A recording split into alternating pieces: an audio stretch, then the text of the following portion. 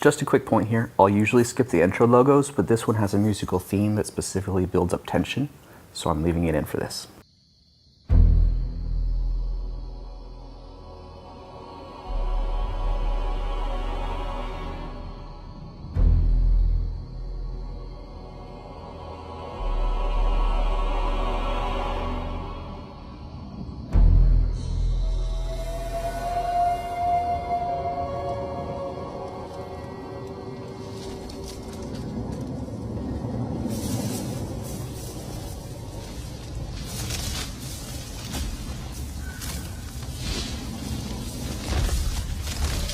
This is a long first shot for what it is. This is 10 seconds of rattling brush with an ominous soundtrack. It's night, it's dark, there's sounds of snapping twigs. This is everything we've evolved to respond to with something's gonna eat us. If I had to guess straight from this very first shot, this is going to be a tense movie with a predator hunting people. People are gonna die. Now this is a common enough instinctive reaction that it's also one of the most popular tropes to subvert, so there could very easily be a sudden shift in mood. But if so, it should come pretty quick, because this is being pretty clear. Nope, this is a guy that's expecting to die. We're in a monster movie.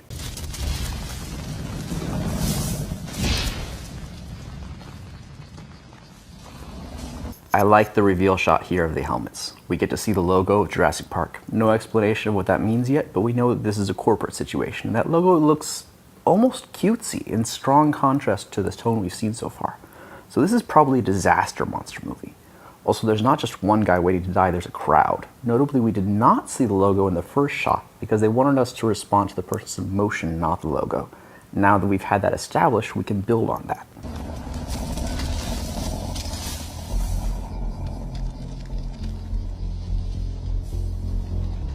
This is a perfect example of highlighting who is a main character. We show a person to see their emotion, we see a crowd of people who share the same outfit to make it clear that they're all, I don't want to say unimportant, but well, they're extras. And then we have this shot of somebody who's dressed differently, holding a weapon, whose expression is not fear, but anticipation. And the shot zooms in on their face with a tense beat in the background. All the previous shots had static cameras. This is somebody the film wants us to pay attention to. Now you can see that the other people are holding weapons too, but the film didn't reveal that in the previous shots. This is again building on the previous information with new pieces to draw our attention in specific ways.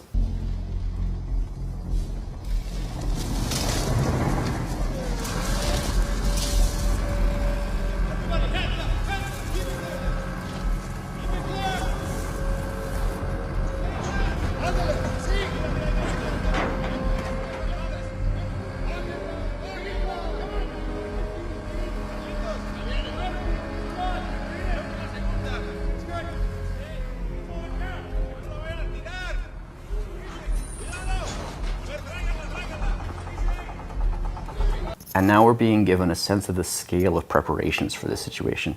Giant metal boxes moved by forklift, a giant gate, floodlights on a guard tower. I counted 28 people, and that's just what's visible in this shot alone. This is basically a high security prison for whatever this thing is. Pushing, team moving. It's the first spoken line of the script if we ignore the background directions for the forklift. This guy's clearly the expert about what's going on. He's got a plan. And a backup plan.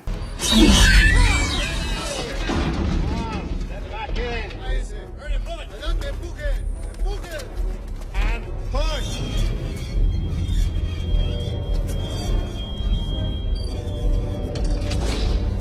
Well up, loading team, step away. I love how he says this line, like he's tired of everybody needing explicit instructions, but at the same time, he's ready to smack down anybody who tries to improvise.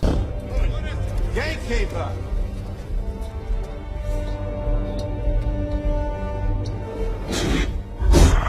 Joffrey, raise the gate.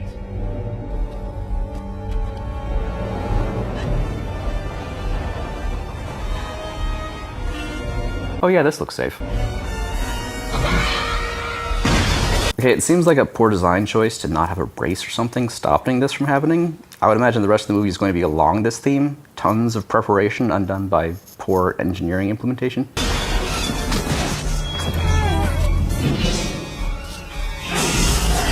My compliments to the sound team, this is a great sound.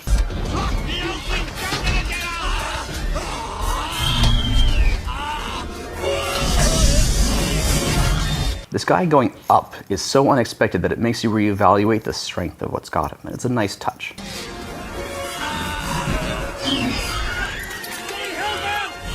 Work her back!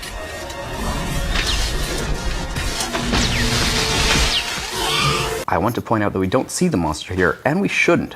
It's one of the big questions being left open for people to find out later in the movie. Given the glimpses in the logo, we should probably have some guesses, sure, but getting people wondering does more to draw interest than making it clear. I also like that everything here ages very well from an effects standpoint. We're not depending on the effects to be the story, we're using them to tell a story.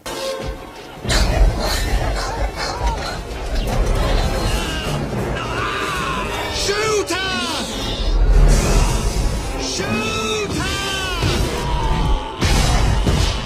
The slow, agonizing failure here is the resonating moment of the scene. There's a man that clearly spent a ton of money and effort and manpower to prepare for this exact moment, and a man's life just slipped through his fingers quite explicitly.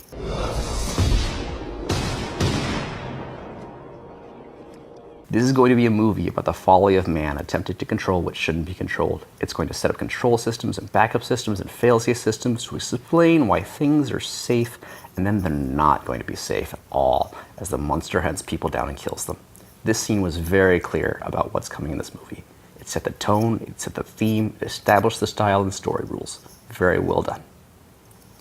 Notably, what it didn't do was set up the protagonist. We have a main character established already, but there's no way he's the protagonist. He's being set up as the expert of an existing situation.